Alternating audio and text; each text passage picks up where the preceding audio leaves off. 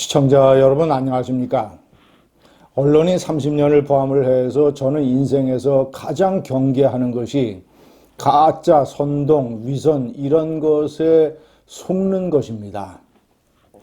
절대 속아서는 안 되겠다. 절대 놀아나서는 안 되겠다. 내 인생이 얼마나 소중한데 그런 가짜, 이 선동, 위선에 놀아나는가. 나중에 이 나이 먹어서 왜 가짜 사이비 약장수들에게 속아서 수십만 원어치 건강식품이라고 약이라고 보약이라고 샀다가 속은 것을 알고 얼굴이 화끈거리고 자존심이 상하는 그런 사람들, 그런 일은 결코 내가 저질러서는 안 되겠다라는 것을 일종의 이 경계 경보로 삼고 있습니다. 그래서 저는 우파가 이런 거짓, 가짜 이런 것에 많은 사람들이 속고 놀아나는 것에 엄청나게 자존심이 상합니다.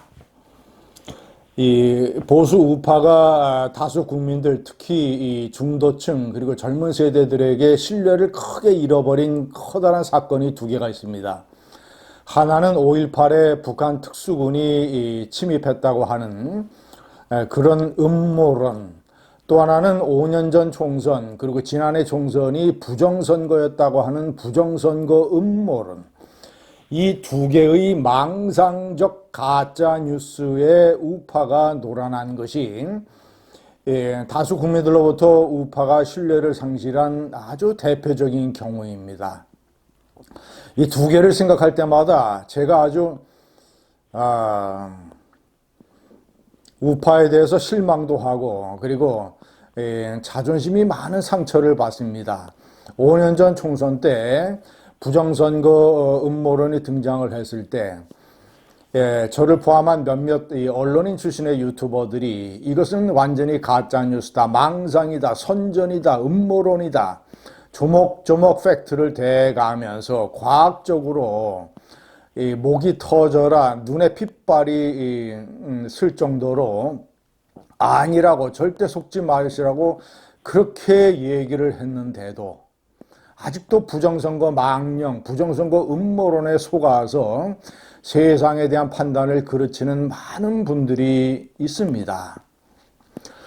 시청자 여러분, 대표적으로 황교안 대통령 권한대행을 지낸 황교안 전 국무총리, 평생 검사로 국가보안법 전문가로 살았던, 검사라고 하는 직책이 무엇보다도 세상의 물정, 무엇이 가짜이고 무엇이 진짜인지, 무엇이 진짜 진술이고 무엇이 거짓말인지를 가려내는 것에 평생 몸을 담는 그런 직업에 속했던 사람조차도 홀딱 넘어가서 부정선거 음모론의 주창자가 되어버렸습니다. 아니 말해 뭐 하겠습니까? 같은 검사 출신이고 대통령이 온갖 정보와 여러 가지 과학적 분석을 할 수 있는 자료를 가지고 있는 대통령마저 홀딱 넘어가서 부정선거 음모론에 사로잡혀서 무슨 부정선거를 조사한다고 무슨 선관위를 공격을 하고 계엄령의 3대 이유 중에 하나를 부정선거를 내세우는 이런 마당이니 뭐 말에 무삼하겠습니까? 대통령과 대통령 권한대행을 지낸 인물까지도 이러하는데, 부정선거는 5년 전에 제가 그렇게 목소리를 내서 아니라고 부정선거 주장하는 대표적인 유튜버와 1대1 끝장 토론을 보자. 그래서 누가 진실에 가까운지, 이겼는지, 내가 틀렸으면 내가 유튜브를 닫겠다, 당신이 틀리면 당신이 닫아라, 1대1 토론 대결을 제안을 했지만 그는 피했습니다. 시청자 여러분, 부정선거는 현실적으로 불가능하고 있지도 않았습니다. 여러 번 말씀드리지만 5년 전에도 부정선거 음모론자들이 주창하는 60여 개의 주장들을 조목조목 선관위와 펜앤마이크에서 다 조사를 해서 다 사실이 아니다, 거짓이다라고 다 밝혀냈던 것들입니다. 시청자 여러분, 무슨 뭐 선관위 중앙 서버를 무슨 뭐 해킹을 해서 조작을 하고 통계 조작을 하고 무슨 뭐 전자 개표기 분류기에 해킹을 해서 뭐 조작을 하고 전부 다 가짜 뉴스입니다. 가짜 주장입니다.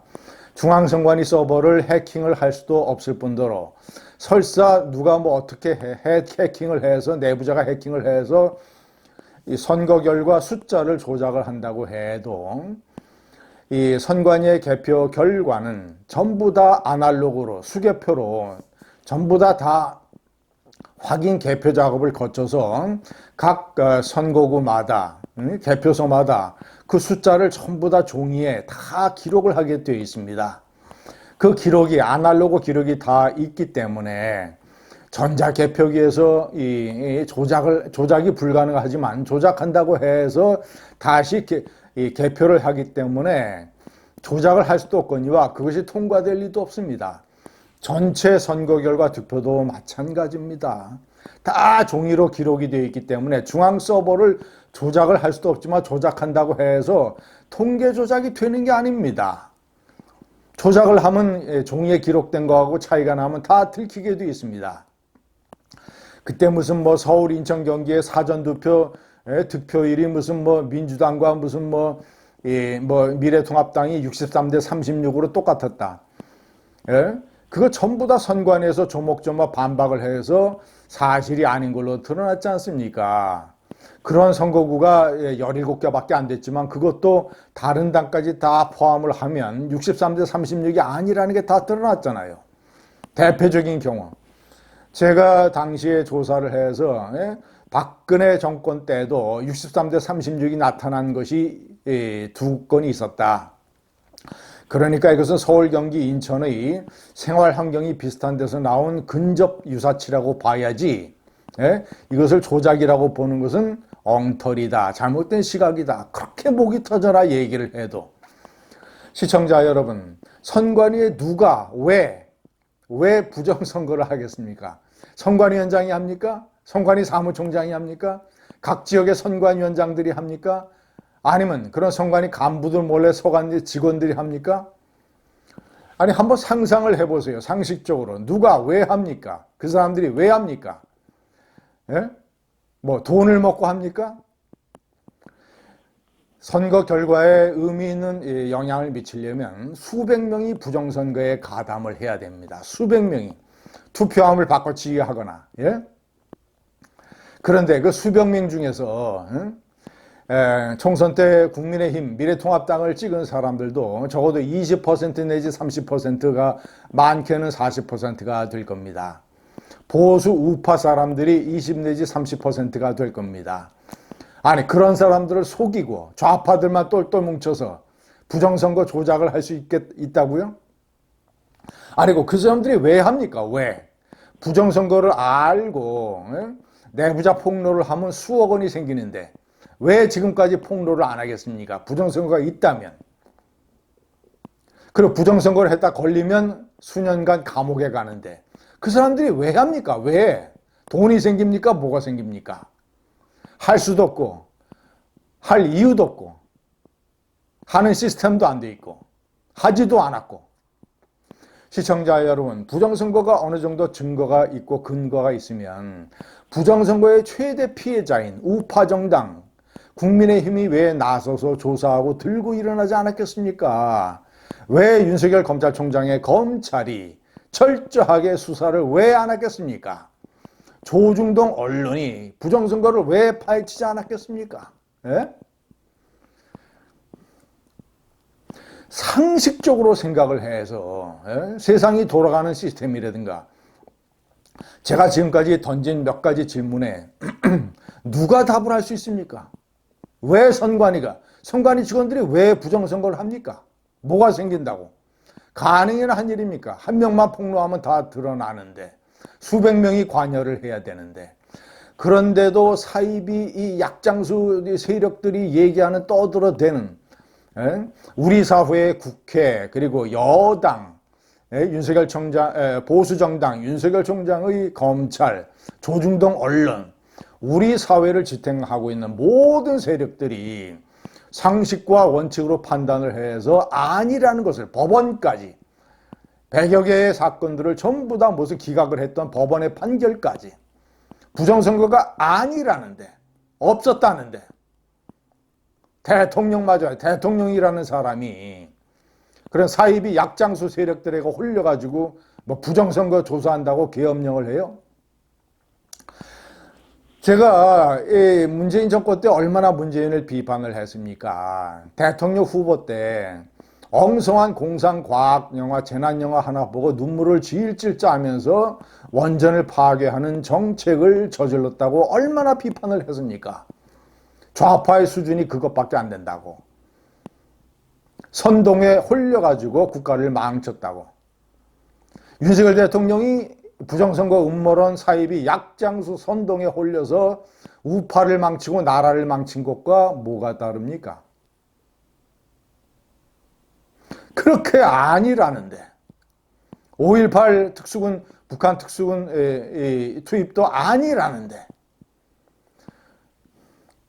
근거 없이 그냥 주장으로 아니라고 한 게 아니라 5년 전에 전화, 펜앤마이크나 선관이나 또 일부 언론이 주신 유튜버들이나 다 조목조목 과학적으로 증거를 대고 상식과 원칙에 따라서 아니라고 그렇게 얘기를 했는데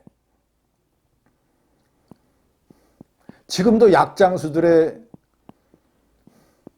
박자에 맞춰서 춤을 추고 있습니다. 부정선거가 있었다고.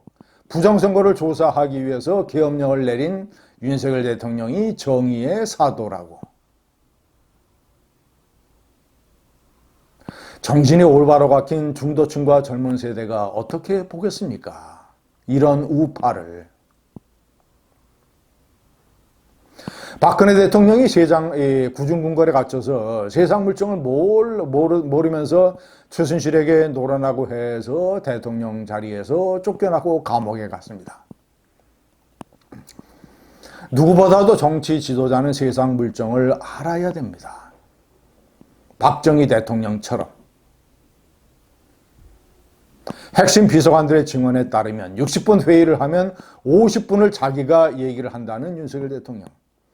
그러니까 아래 사람들 얘기를 안 들으니까, 주변 사람들 얘기를 안 들으니까 세상 물정을 모르는 거 아닙니까? 한남동 관저에서 유튜브나 보면서 사이비 약장수 유튜버들에게 홀려가지고 부정선거가 있었다고 망상에 사로잡혀서 김영원 국방장관 정도 인물과 계엄령을 해야 된다고 해서 우파를 망치고 나라를 망치고 자기 자신을 망치고 모든 것을 다 망쳤습니다. 가짜뉴스와 선동과 사이비 약장수에게 놀아나면 자존심이 상하지 않습니까? 저는 제 자존심이 상해서 그런 일은 절대 제 자신이 용납할 수가 없습니다. 목이 터져라. 5년 전에도 최근에도 눈에 핏발이 서랴 부정선거는 현실적으로 불가능하고 이러한 상식적인 이유로 불가능하고 있지도 않았으며 그런 낭설에 사로잡히는 세력은 일부 약장수 세력과 윤석열 대통령 정도다.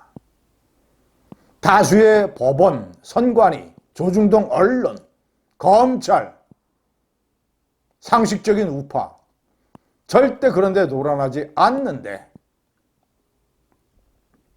지금도 약장수들은 약을 계속 팔고 있고 억울하게 무고하게 많은 우파 국민들이 속고 있습니다. 그런 것 때문에 그것이 가장 중요한 이유 중에 하나가 돼서 계엄 사태라고 하는 엉뚱한 헛발질을 해서 우파를 망치고 자기를 망치고 나라를 망친 윤석열 대통령 사태.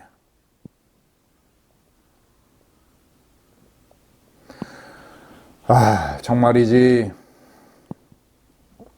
이런 우파를 어떻게 해야 될지, 어떤 것을 때려부수고 어떻게 재건을 해야 될지. 만약에 이재명 대통령이 탄생을 하면 저는 국가 수호 투쟁의 최전선에 설 겁니다. 노무현 문재인 정권 때 그랬던 것처럼. 이 우파 보수를 재건해서 합리적 보수, 개혁 보수를 앞세워서 약장수 세력에게 놀아나는 바보 보수들은 빼고 합리적 보수, 개혁 보수를 앞세워서 보수를 재건을 해서 이재명 대통령이 탄생을 하면 그 좌파 정권에 맞서서 국가 수호 투쟁을 벌일 것입니다. 감사합니다.